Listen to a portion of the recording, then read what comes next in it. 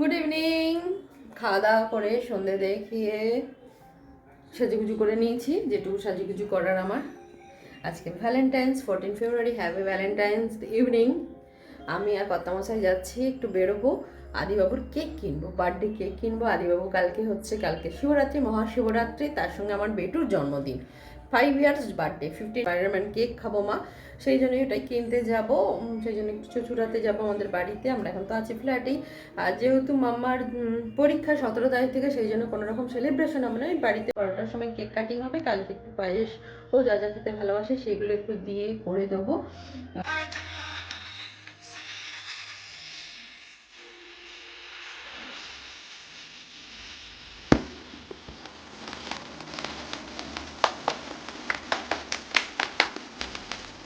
Happy birthday.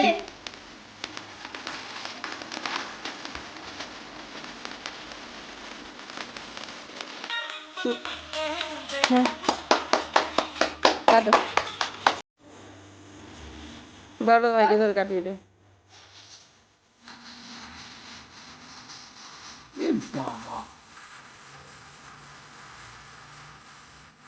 জিভটা বন্ধ কর।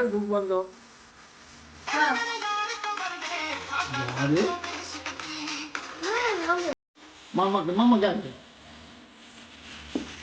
তুমি খাও।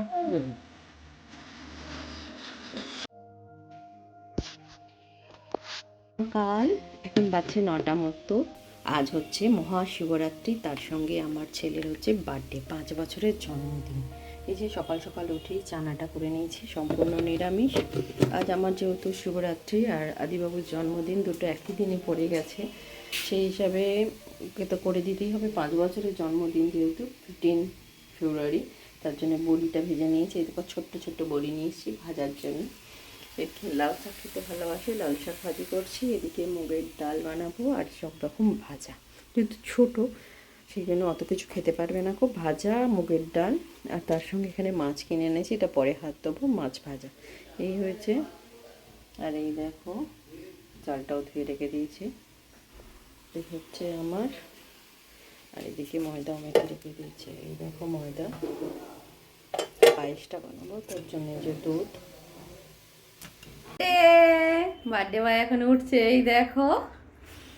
বার্থডে বয়ের জন্য রান্নাও মোটামুটি করে নিয়েছি। আর আজকে আমার বাচ্চা 10টা 5, কর্তামশাই চলে গেছে চেম্বার করতে। এদিকে মাম্মাকে টিফিন দিয়ে দিয়েছি। আর হচ্ছে ভাতু হচ্ছে, আর ভাজাগুলো হবে। আর এদিকে মাছ, দেখো কি মাছ নিয়ে এসেছি, কাতলা মাছ নিয়ে এসেছি।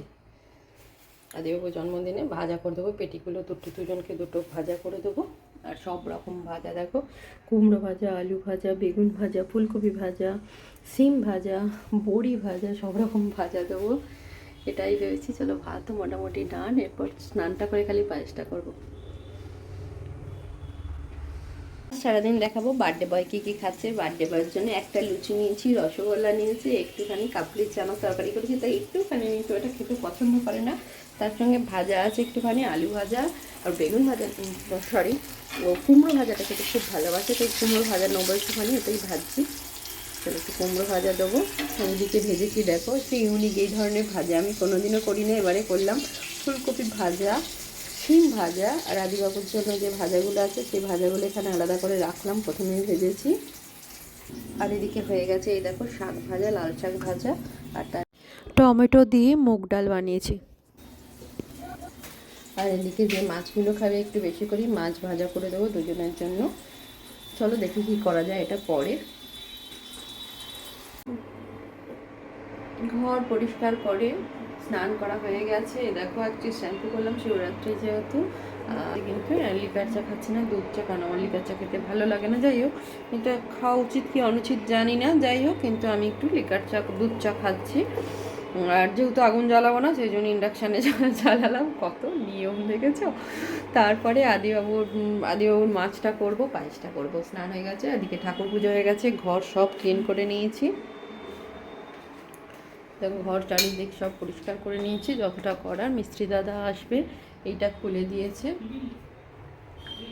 বেসিনটা খুলে দিয়েছে। বেসিনটা এইদিকে লাগানো হবে। আর এইখানে যেহেতু ডিশ ওয়াশার কিনেছি, তোমাদের বলেইছি, এটা একটা ডিশ ওয়াশার কিনেছি এলজি। ওটা এই মাপের ছিল, কিন্তু বেসিনটা লাগানো ছিল যেহেতু ঢুকছিল না, সেই জন্য বেসিনটাকে সরিয়ে এই ডিশওয়াশারটাকে আজকে ফিটিংস করবে। ইলেকট্রিক দাদারা আসবে, অনেকগুলো কাজ আছে, আর কর্তামশাই চলে গেছে তো একেবারে চুচুড়া চেম্বারে। চলো চাটা খেয়ে মাছটার আগে পায়েসটা করি, তারপর মাছটা করবো। বার্থডে থালা সাজিয়ে ফেলেছি জন্মদিনের আদিবাবুর। দেখো প্রথমেই আছে শাক ভাজা, আলু ভাজা, কুমড়ো ভাজা, ফুলকপি ভাজা, শিম ভাজা, বেগুন ভাজা, মাছ ভাজা, সঙ্গে টমেটো দিয়ে মুগের ডাল, আর সঙ্গে রয়েছে মাছের ঝাল। মাম্মারও সেই সেম সাজিয়ে দিয়েছে। এই দেখো পায়েস, আর আদিবাবুর রয়েছে পায়েস, রসগোল্লা, আর এটা হচ্ছে রুপোর থালা, বাটি, গ্লাস, চামচ, সব কটাই রুপোর। মামার বাড়ি থেকে দিদারা অন্নপ্রাশনের সময় দিয়েছিল, এতদিন পর আবার ইউজ করলাম। মানে জন্মদিন তো করা হতো না, 5 বছর যেহেতু হয়নি পায়েস করতাম না কো, সেই হিসাবে এই দেখো। চলো পাপা আসুক, ফোন দেখা যাবে। আদিবাবুর আসন ধান ডুব বলেছে চেম্বারটা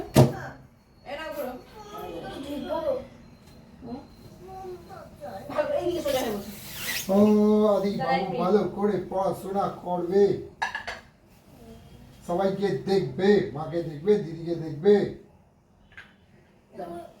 তারপর আর কাউকে দেখবে না।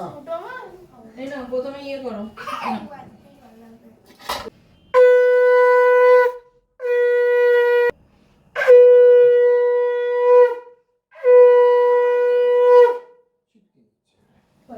জল খাইয়ে দাও।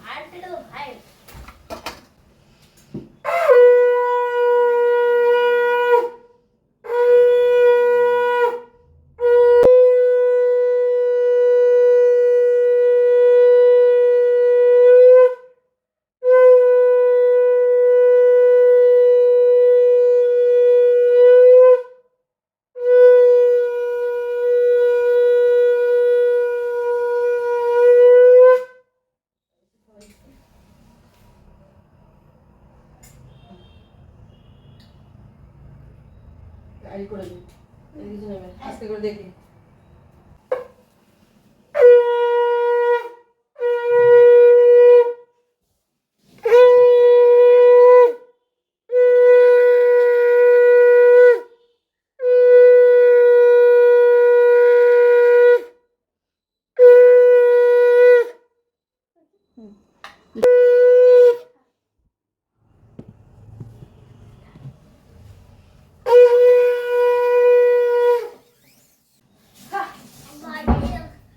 দিদিও পাশে বসে যাবে দাদা। হ্যাঁ কি হয়েছিল?